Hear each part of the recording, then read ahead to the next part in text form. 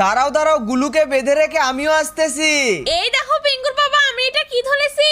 আরে এটা তো একটা লাল কাঁকড়া, এগুলোকে অ্যাকুরিয়ামে রাখা যাবে। ঠিক আছে, তাহলে আমি আরো অনেকগুলো ধরবো। আরে বাপরে, আমি তো কাদের ভিতরে আটকে গেলাম। দাঁড়াও দাঁড়াও, আমি পা ধরে টেনে তুলতেছি। ওই দেখো সামনে, ওটা কি? আচ্ছা সামনে যাই আগে। এই ঝোপের ভিতরে মনে হয় অনেকগুলো কাঁকড়া আছে।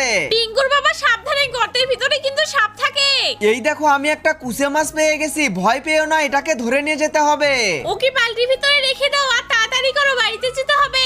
এই দেখো আমরা কতগুলো কাঁকড়া পেয়ে গেছি, এখন এদের জন্য একটা অ্যাকুরিয়াম বানিয়ে ফেলতে হবে।